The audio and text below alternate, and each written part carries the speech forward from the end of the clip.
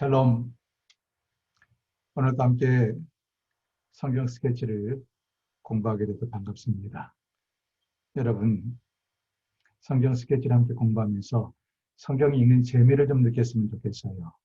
제가 여기서 강의하는 것은 성경의 얼개를, 성경 전체를 여러분이 잘 이해할 수 없는 것이지 성경 자체를 일일이 가르칠 수 있는 건 아니거든요. 강의를 들으면서 함께 꼭 성경을 읽기를 바라고, 성경을 강의를 듣고 성경을 읽고 그 다음에 다시 한번 강의를 다시 들으면 더욱더 좋겠고요. 그렇지 않다 하더라도 최소한 성경 일독은 하셔야 됩니다. 오늘은 요셉의 생애를 함께 공부하게 될 것입니다. 창세기 37장부터 마지막 창세기 50장까지 오늘 다 띄도록 하겠습니다.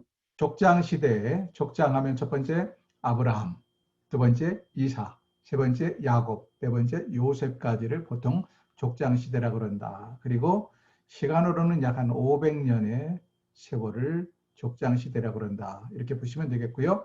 그 중에서 오늘 요셉에 대해서 함께 보겠습니다. 요셉의 생애는 창세기 37장부터 50장까지 기록되어 있는데요. 37장 성경을 좀 펼쳐보시면 좋겠습니다. 창세기 37장 한번 펼쳐보시죠. 37장 1절 보면 야곱이 가나안 땅 곧 그의 아버지가 거류하던 땅에 거주하였으니 그렇게 말씀하시죠. 야곱이 바담 아람에서 돌아와서 결국 정착한 곳이 어디냐? 자기 아버지 이삭이 머물던 곳, 그것이 바로 헤브론입니다. 헤브론이라는 곳에 돌아와서 정착을 하게 되었다. 그리고 그에게는 이제 장성한 12아들이 있었습니다. 막내 베냐민까지 하면 12아들이죠. 그러나 아직 베냐민은 아직도 어린 것 같고요. 이 무렵이 지금 야곱이 돌아와서 얼마나 됐는지 모르지만 11번째 아들 요셉이 17살 무렵에 있었던 일입니다. 야곱의 족보는 이러하니라 하면서 2절 보면 요셉이 17세 소년일 때의 이야기다라고 되어 있죠. 그리고 야곱에게는 이미 12명의 아들이 있었습니다. 큰아들부터 시작해가지고 막내 베냐민까지. 막내 베냐민은 그런데 별로 이 창세기에 거론이 되지 않아요. 그리고 오히려 11번째 아들 요셉이 막내는 아니지만 늦둥이로 야곱이 낳았는지 아니면 4명의 아내 중에서도 정말로 사랑하고 예뻐했던 라헬이 늦게 낳은 아들이라 그런지 유난히 요셉을 총애하고 사랑했습니다. 편애죠. 일종의 편애. 자식을 편애한 것입니다. 자, 37장 이 화면을 보시면 형들이 37장에 보면 요셉을 미워했다라고 기록이 되어 있는데 왜 미워했는가? 3가지 이유를 들 수 있어요. 첫 번째는 아버지의 편애입니다.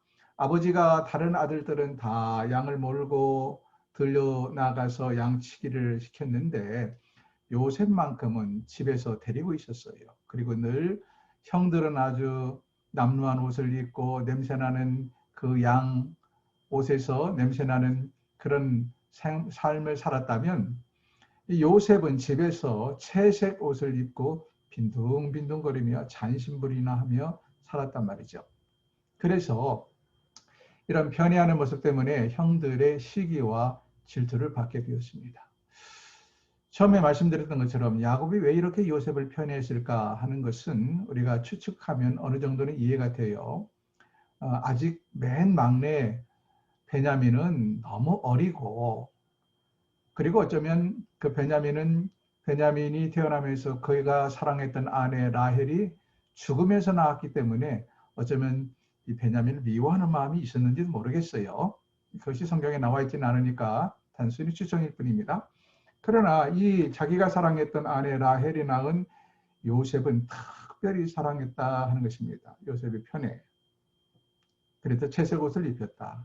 이것이 형들에게 오히려 시기와 질투감이 되었다 하는 것이 첫 번째 형들이 미워한 이유고요. 두 번째는 이 요셉이 기고만장해서 아버지가 자기만 더욱더 편애하고 사랑하고 하니까 아버지의 사랑을 독차지하는 이 요셉이 기고만장해서 형들의 잘못을 자꾸 아버지에게 고자질하는 것입니다. 그러니 형들이 요셉을 좋아할 리가 있겠습니까? 그런 일이 아니래도 4명의 배다른 어머니 밑에서 태어난 형제들 간에 의가 좋을 리가 없는데, 네? 특별히 아버지의 사랑을 독차지하는 11번째 동생, 집에서 그저 빈둥거리며 먹고 노는 11번째 동생이 이 형들의 잘못을 일일이 아버지에게 고자질하니 좋아할 리가 없겠지요. 그래서 미움을 받았다. 거기다 덧붙여서 더 결정적인 사건이 있습니다. 요셉이 꿈을 잘 꾸어요. 이 요셉이 자신의 미래에 대해서 두 번의 꿈을 꿉니다. 물론 이 꿈은 하나님의 계시였어요. 하나님께서 앞으로 요셉이 어떤 인물이 될 것인가를 보여주는 계시였는데, 문제는 요셉이 그것을 좀 지혜롭게 좀 이렇게 숨길 걸 숨기고 자신만 알고 있으면 모르는데 자랑스럽게 형들에게 자랑을 합니다. 아버지에게도 자랑을 해요. 두 번의 꿈은 뭡니까? 첫 번째는 곡식단, 12단의 곡식단이 있는데 자기의 곡식단, 요셉의 곡식단에게 11개의 곡식단, 형들의 곡식단이 절하더이다. 이런 꿈 이야기를 합니다. 7절 보시면 37장 7절. 우리가 밭에서 곡식단을 묶더니 내 단은 일어서고 당신들의 단은 내 단을 둘러서서 절하더이다.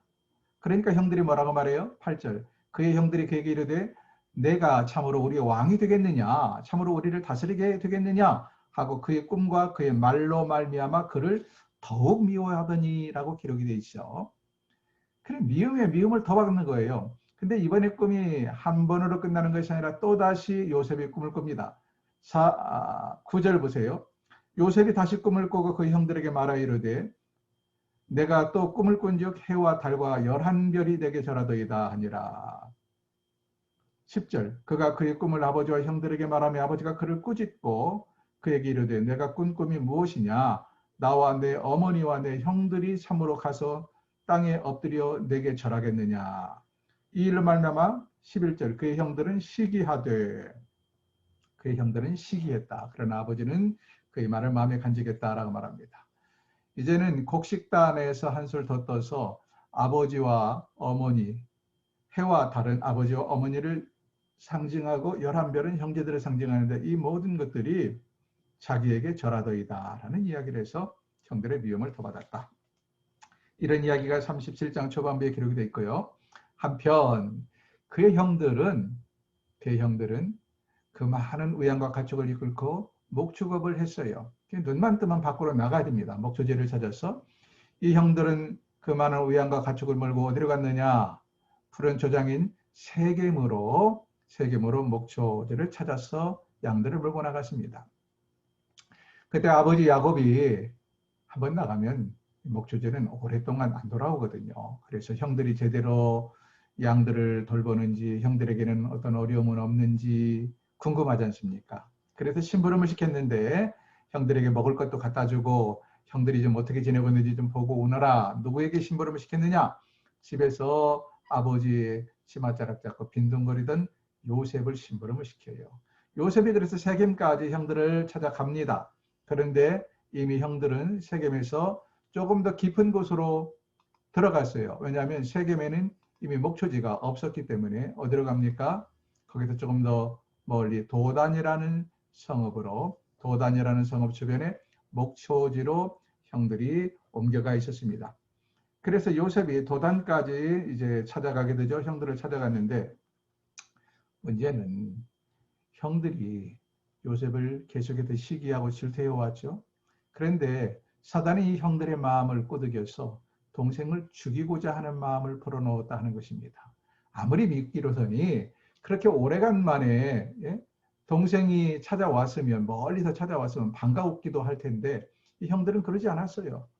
보자마자 어떻게 하면 저 동생을 죽일까? 이제 쥐도 새도 모르게 죽일 수 있는 기회다라는 악한 생각이 들었습니다.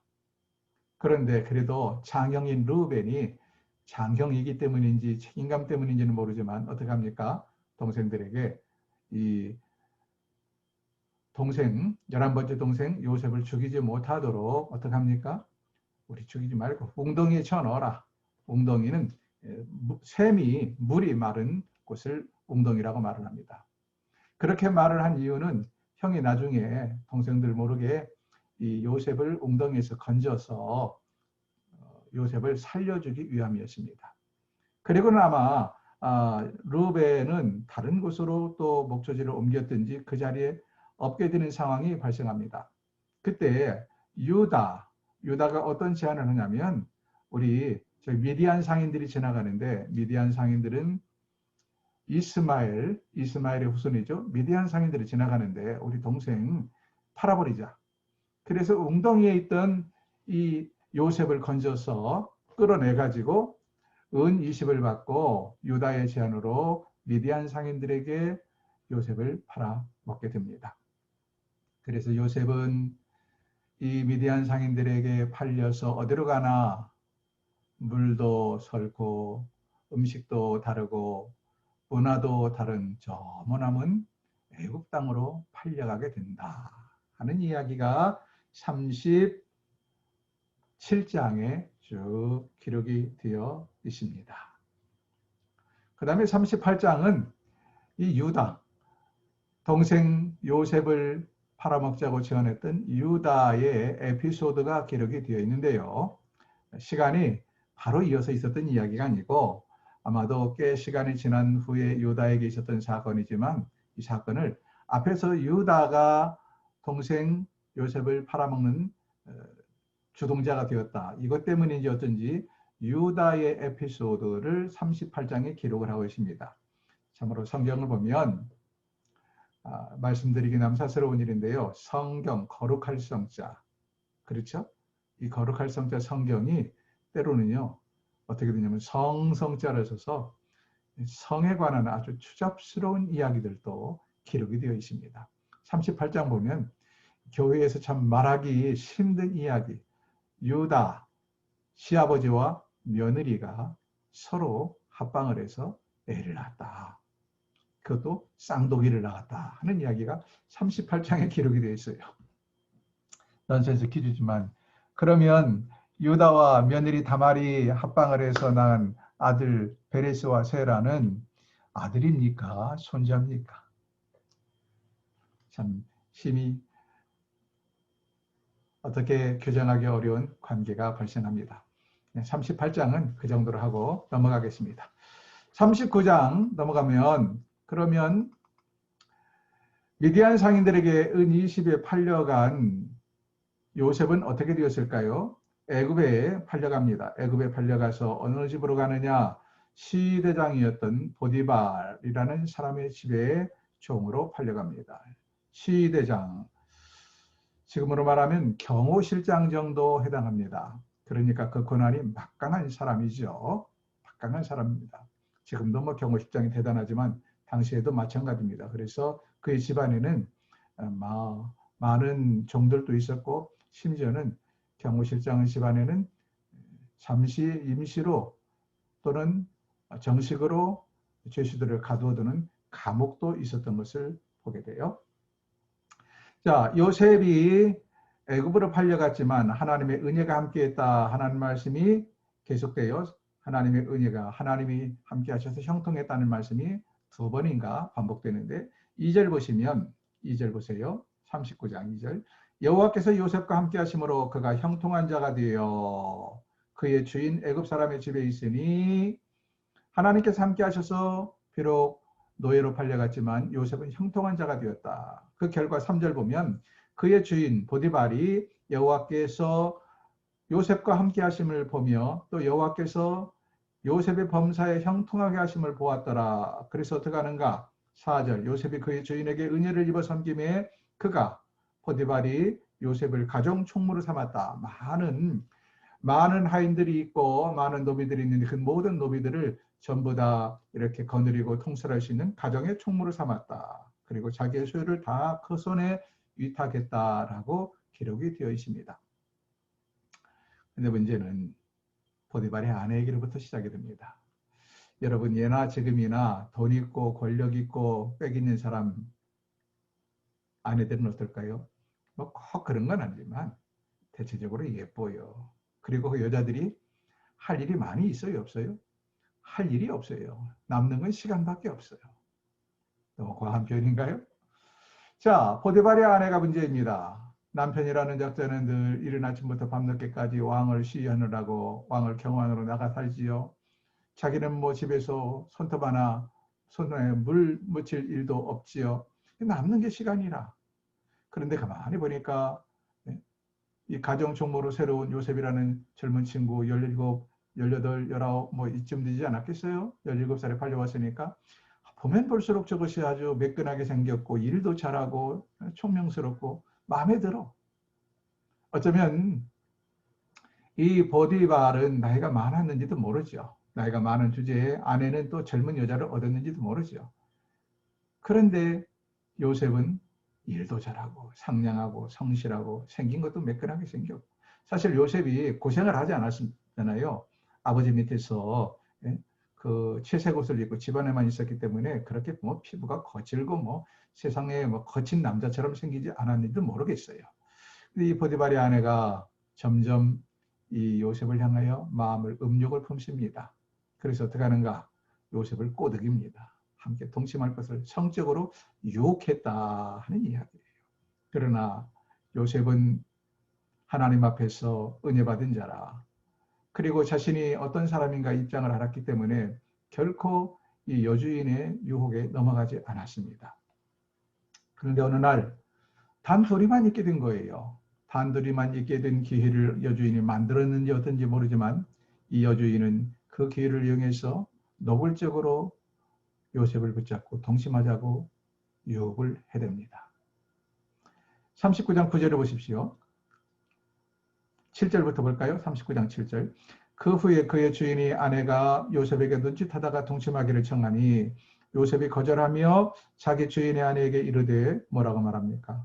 내 주인이 보디발이 집안의 모든 소유를 간섭하지 아니하고 다 내 손에 위탁을 했습니다. 이 집에는 나보다 큰 이가 없습니다. 내가 쉽게 말하면 넘버 2예요. 그러나 주인이 아무것도 내게 금하지 아니하였지만 금한 것은 하나 있는데 그것은 당신뿐이오니 당신은 그의 아내임이라. 그런즉 내가 어찌 이 큰 악을 행하여 하나님께 죄를 지켰습니까? 라고 말하면서 그의 유혹을 단호하게 뿌리칩니다. 근데 문제는 그렇다 그래서 이 안주인이 포기했느냐? 포기하지 않아요. 안주인이 이제 자존심이 상한 겁니다. 여자가 유혹을 하면 모른 척하고 넘어와주기라도 하기를 기대했는데 오히려 뻣뻣하게 그 손을 뿌리쳤단 말이죠. 그래서 이 안주인이 화가 나고 자존심도 상하고 분하기도 하고 해서 어떡합니까? 모함을 합니다. 아무도 없을 때 요셉이 자기를 강제로 포말하였다고 소리를 고래고래 지르고 다른 하인들이 알게 되고 결국 보디발이 알게 됩니다. 그래서 무고하게 요셉은 감옥에 갇히게 되었다 하는 이야기가 기록이 되어 있어요. 자, 그런데 이렇게 요셉이 그 보디발의 집에 있는 감옥에 갇혀 있는 동안에 어떤 일이 벌어집니까? 고위 관료 두 사람이, 왕의 고위 관료 두 사람이 그 감옥에 들어오게 돼요. 한 사람은 술 맡은 관원, 사실은 관원이 아니고 술 맡은 관원장입니다. 술 맡은 관원장이고 또 하나는 떡 굽는 관원장이에요. 이 두 사람이 왕에게 미움을 받아서 이 감옥에 들어오게 되었다 하는 것입니다. 술 맡은 관원장이나 떡 맡은 관원장이나 사실은 매우 고위직입니다. 지금도 그렇겠지만 왕의 또는 대통령의 경우를 위해서 아무나 요리사 하지는 않을 거란 말이죠. 철저하게 신뢰할 수 있는 사람을 요리사로 맡기게 되고 그리고 사적으로 대통령은 이 요리사와 만날 수 있는 기회도 많고 그래서 사실은 매우 중요한 자리입니다. 근데 고대 국가에서는요 더욱더 그랬습니다. 언제 절대 왕정인 왕을 향하여 쿠데타를 일으키고 암살을 모의할지 모르기 때문에 철저하게 믿는 사람들로 그러한 사람으로 자기의 주변을 감싸고 있었어요. 특히 술을 맡은 사람 또는 음식을 맡은 사람 같은 경우는 자기 오른팔이 왼팔이 아니라면 맡길 수 있을까요? 없을까요? 못 맡깁니다. 그래서 옛날에는 왕들이 술을 마시기 전에 먼저 술 맡은 관원이 먼저 마셔봅니다. 그리고 아무 이상 없으면 왕이 마셨어요. 음식도 먼저 왕이 드시기 전에 음식 맡은 최고의 관원장이 먼저 시식을 합니다. 혹시라도 독약이 들어있을지 모르니까. 그리고 아무 이상이 없을 때 왕이 먹었단 말이죠. 그러니까 직책도 높고 그리고 왕과는 아주 뗄래뗄 수 없는 왕이 그만큼 신뢰하는 사람들이에요. 근데 이 두 사람이 미운 털이 박혀서 웬일인지 모르게 감옥에 갇혔다. 근데 이 두 사람이 감옥에 갇혀서 있는 동안에 같은 날 꿈을 꾸게 됩니다. 희한한 꿈을 꾸게 돼요. 술 맡은 관원이 꿈을 꾸게 되고 떡 굽는 관원도 꿈을 꾸게 되는데 이 꿈을 요셉이 해몽을 해주는 거예요. 해몽은 이것입니다. 사흘 안에 한 사람은 복직하게 되고 한 사람은 사형을 받게 될 것이다. 술 맡은 관원장은 먼저 술 맡은 관원장에게 당신은 사흘 안에 복직이 될 것입니다. 라고 말을 하자 떡 맡은 관원장도 호기심에 나도 어제 꿈을 꿨는데 내 꿈도 해몽해달라. 그래서 해몽을 했는데 당신은 안타깝게도 사흘 안에 당신은 사형당할 것입니다. 했는데 실제로 그렇게 되었어요. 술 맡은 관원장은 복직이 되었고 술 맡은 관원장은 사형을 받았다. 이 이야기를 하면서 요셉이 무엇을 부탁했습니까? 술 맡은 관원장에게 내가 당신의 꿈을 이렇게 해몽을 해줬으니 당신이 복직하면 나를 잊지 말아달라고 부탁을 신신당부를 했어요. 내가 이렇게 억울하게 감옥에 갇혀 있습니다. 그러나 술 맡은 관원장은 복직 이후에 잊어버렸는지 아니면 의도적으로 그런 말을 왕에게 하는 것이 자기에게 이롭지 않다고 생각을 했는지 그만 요셉의 부탁을 잊고 있었다. 40장 23절 보세요. 40장 23절. 술 맡은 관원장이 요셉을 기억하지 못하고 그를 잊었더라 라고 기록되어 있습니다. 이렇게 해서 세월이 흐릅니다. 2년의 세월이 흘렀습니다. 2년의 세월이 흐른 어느 날 문제는 바로가 꿈을 꾸게 되었다는 거예요. 바로 왕이 꿈을 꾸었는데 그 나라의 유명한 박수, 무당, 모든 사람들을 다 들이대도 바로의 꿈을 해석할 만한, 해몽할 만한 점술가나 그러한 박수, 무당이 없었다 하는 것입니다. 그러자 이제 바로 왕이 녹이 등등하기도 하고 근심이 쌓이기도 하고 그래 어떻게 하면 이 꿈을 해몽할까? 온 장안에, 온 궁궐 안에 이것이 초미의 관심사가 됐겠죠. 그때 문득 술 맡은 관원장이 2년 전의 사건을 기억합니다. 그래서 왕에게 말씀을 드리죠. 왕이요, 내가 이만저만해서 이렇게 2년 전에 감옥에 갇혀 있을 때 그 감옥에서 시부리 젊은 청년을 만났는데 그 청년이 내 꿈을 해몽했습니다. 그리고 떡 맡은 관원장의 꿈을 해몽했습니다. 근데 그 꿈이 적중해서 저는 복직이 되었고 떡 맡은 관원장은 사형을 당했습니다. 그러자 애굽왕이 뭐라고 말할까요? 당장 그를 데리고 오너라.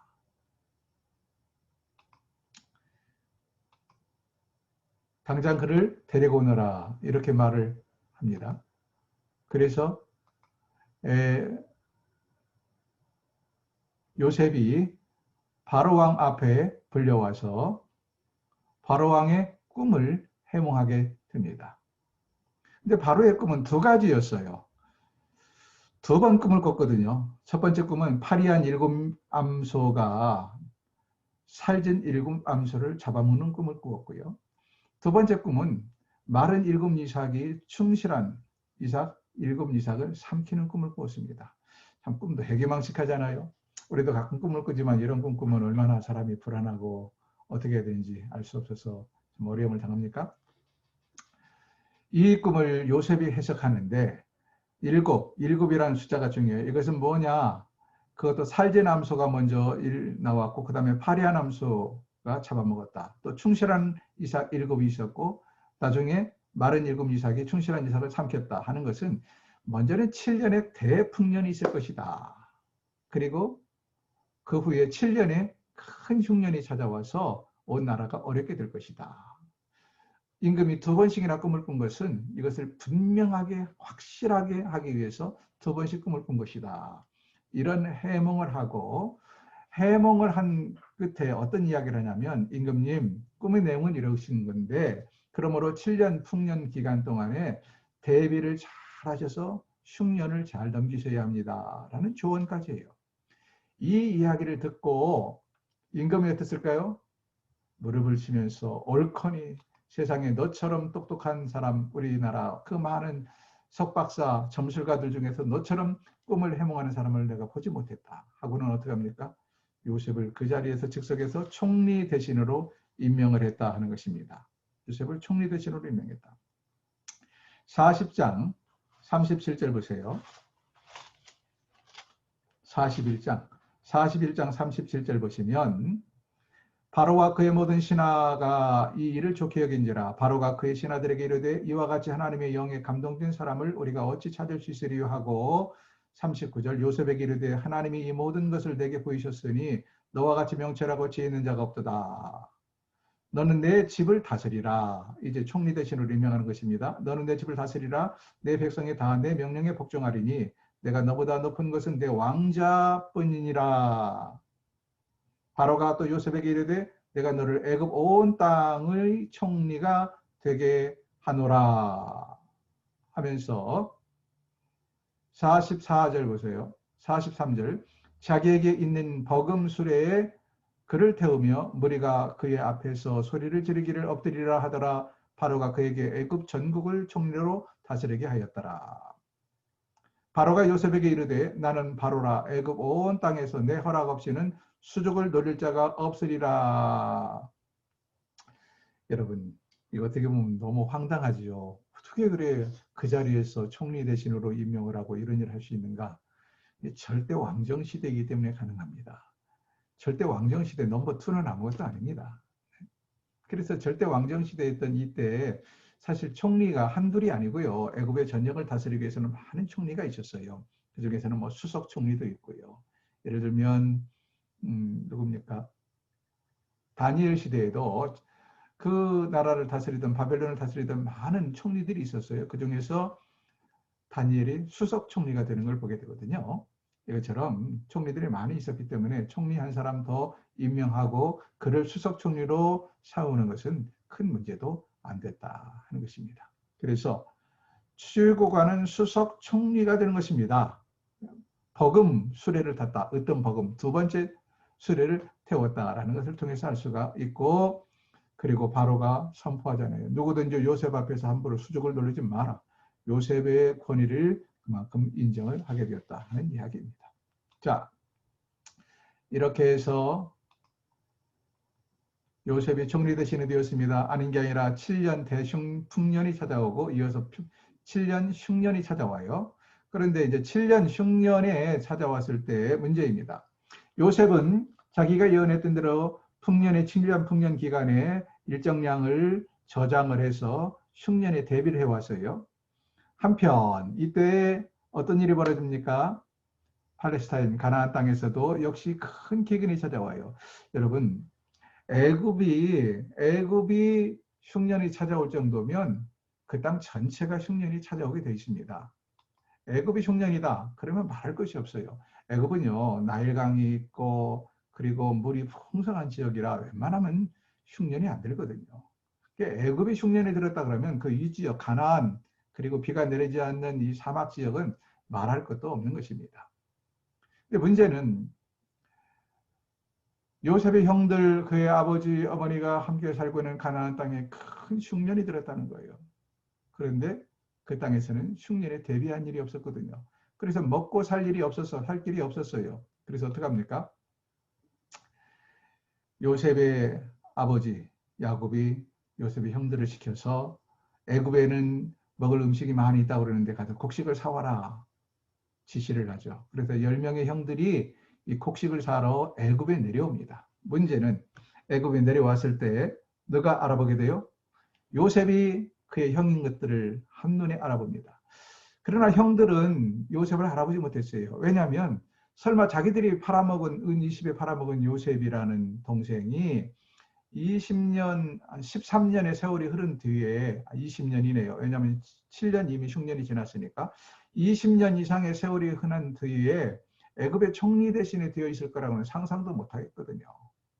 그러나 요셉은 그들의 말, 히브리어, 또 히브리인들의 복장, 그리고 10명 이런 모든 것들을 통해서 즉석에서 그들이 그의 형인 것을 알게 됩니다. 어떻게 합니까?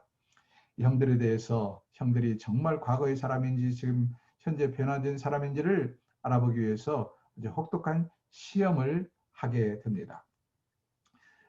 곡식을 사러 온 그들을 정탐꾼이라고 윽박지르면서 시몬을 잡아두고 말제인 베냐민을 데리고 오라고 시키죠. 너희가 정말로 진실이라면 너희가 말한 대로 12번째 아우 너희의 막내 아우 베냐민을 데리고 오너라. 그럼 내가 시몬을 풀어주마 라고 말을 합니다. 그리고는 그들이 돌아갈 때 돈을 몰래 자루 속에 넣어 보내게 되지요. 43장에 가면 그렇게 해서 그들이 곡식을 사서 올라갔는데 시몬은 볼모로 잡혀 있는 상태입니다. 아버지에게 가서 이실직고를 하지만 아버지가 어떻게 합니까? 펄쩍펄쩍 뛰어요. 그래서 그냥 시몬은 있는 상태에서 사온 곡식을 먹고 있는데 그 곡식이 얼마나 가겠습니까? 얼마 가지 못해서 곡식이 떨어지게 되죠. 그러자 43장에서 결국 어쩔 수 없이 또 두 번째 곡식을 사러 와야 하기 때문에 야곱이 베냐민이 따라 내려가는 것을, 애굽에 가는 것을 허락을 마지못해 허락을 합니다. 그래서 베냐민도 함께 오게 되었다 하는 것이 44장에 나와 있고, 44장에 가면 요셉은 돌아갈 때 자신의 은잔을 베냐민의 짐 속에 몰래 넣고, 그리고는 종들을 보내어서 마치 요셉이 그것을 훔쳐간 것처럼 몰아붙이죠. 형들이 펄쩍펄쩍 뛰지만 짐 검사를 한 결과 베냐민의 짐 속에서 은잔이 발견이 되게 됩니다. 형들은 이것이 요셉이 의도적으로 꾸며낸 일인 것을 알 수가 없었어요. 그리고는 자신들이 맹세를 했고, 그리고 애굽의 총리 대신에 은잔을 도둑질해 가고는 그냥 갈 수가 없었기 때문에 결국 끌려옵니다. 모든 사람이 다 이 11명의 형제들이 요셉 앞에 끌려왔다. 그런데 끌려와서 그들이 주고받는 대화를 요셉이 들으면서 진정 이 형들이 20년 전에 그 형들이 아니라 정말로 자신들의 잘못을 뉘우치고 새롭게 출발하는 형들이구나 하는 것을 깨닫게 되고 발견하게 되죠. 그래서 마침내 자신의 신분을 밝히고 요셉을 베냐민을 끌어안고 울게 되었다 하는 이야기가 45장에 나와 있습니다. 자, 여기까지 조금 더 자세히 살펴볼까요? 헤브론에서 애굽으로 곡식을 사러 갑니다. 첫 번째 흉년이 들었을 때, 그런데 요셉에게 간첩으로 몰려서 결국 시므온을 남겨두고 베냐민을 데려오라 요셉이 지시할 때 이 형들이 히브리어로 서로 뭐라고 속삭이는가? 42장 21절 보니까 그들이 서로 말하되 우리가 아우의 일로 말미암아 범죄하였도다. 이 아우는 요셉이에요. 우리가 20년 전에 요셉을 팔아먹은 것을 지금 생각하는 것입니다. 아우의 일로 말미암아 범죄하였도다. 그가 우리에게 애걸할 때, 살려달라고 애걸할 때 그의 마음의 괴로움을 보고도 듣지 아니하였으므로 이 괴로움이 우리에게 임하도다. 자, 여러분 이 말을 통해서 뭘 알 수 있습니까? 지금 형들은요, 자신들이 20년 전에 저지른 일에 대해서 애써 그동안에 외면하고 있었는지는 모르지만 마음에 뭐가 있어요? 심한 죄책감이 있었다는 것입니다. 어쩌면 형제들 간에 이런 이야기를 주고받지 않았는지 몰라요. 서로가 아픈 부분을 건드리지 않기 위해서, 자극하지 않기 위해서. 그러나 그 형들은 20년 동안 마음이 편할 리가 없다. 옛날 제가 어렸을 때 시골에 살 때 어떤 할아버지가 늘 하신 말씀이 있어요. 죄짓고는 두 다리 뻗고 잠 못 잔다. 죄짓고는 두 다리 뻗고 잠 못 잔다. 이 형들이 20년 동안 살아오면서 생각해 보십시오. 아무리 그들이 순간적으로 미워하고 증오하는 시기하고 질투하는 동생이라 할지라도 또 배다른 동생이라 할지라도 자기가 한 씨를 받고 태어난 동생을 은 20냥에 팔아버렸으니 그리고 아버지는 20년의 세월이 지난 지금까지도 그 아들을 잊지 못해도 눈물바람하고 있는 모습을 보면서 형들이 마음이 편했겠는가? 얼마나 죄책감 속에 사로잡혔을까요? 근데 이것이 언제 표출되어요? 20년이 지난 다음 그들이 곡식을 사러 애굽에 와서 한 형제를 볼모로 잡히고 나서 그때 비로소 우리가 20년 전에 저지른 일죄야. 그것 때문에 벌을 받는구나 하면서 지금 형들이 스스로를 깨닫고 뉘우치고 있다 하는 이야기입니다. 참 놀라운 이야기죠.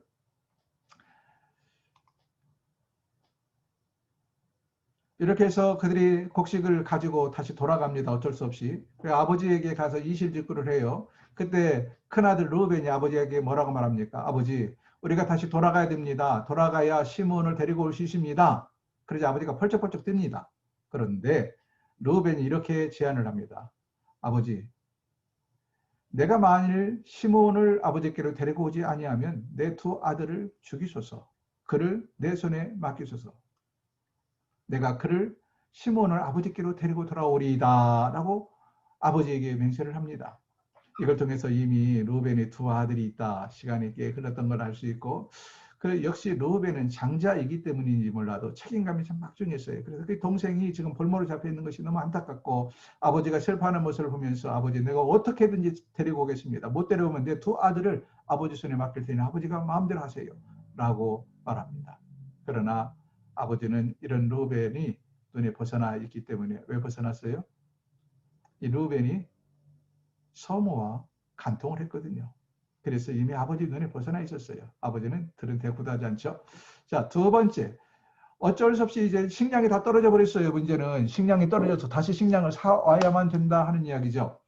그래서 아버지가 울며 겨자 먹기식으로 어떻게 하는가? 베냐민을 딸려 보내요. 베냐민을 딸려 보내요. 베냐민이 요셉을 만났습니다. 그리고 요셉은 이번에도 두 번째로 다시 그의 형들을 속이죠. 베냐민 짐 속에다 은잔을 숨겨놓고 그들을 도둑놈으로 몰아서 다시 불려옵니다. 이때 유다가 총리였던 동생질 아직도 모르고 있습니다. 요셉에게 뭐라고 말합니까? 44장 33절 보면 이제 주의 종으로 이 아이를 대신하여 머물러 있어 내 주의 종이 되게 하시고 그 아이는 그의 형제들과 함께 올려보내소서 하면서 내가 여기 대신 잡혀 있겠습니다. 내 막내 동생 베냐민이 돌아가지 아니하면 우리 아버지는 슬피 울며 죽을 것입니다. 간절히 애원을 합니다. 이런 모습을 보면서 요셉이 마음이 움직입니다. 과거의 형들이 아니구나. 서로 미워서 시기하고 질투하고 동생을 돈 몇 푼에 팔아먹던 형들이 아니구나. 정말 배다른 동생이지만 끈끈한 형제가 살아있고 과거의 자신들의 죄악을 뉘우치고 있구나. 이것을 요셉이 발견하게 되고는 어떻게 합니까? 자기 자신의 정체를 형들에게 밝히게 되었다 하는 이야기입니다.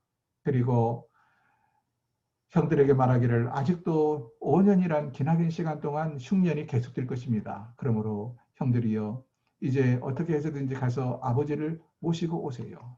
아버지를 가셔서 모시고 오야 됩니다. 왜냐하면 애굽 땅에는 아직도 이렇게 먹을 것이 많지만 그 땅에는 먹을 것이 없어서 앞으로도 5년 동안 큰 기근에 시달립니다. 이 이야기를 합니다.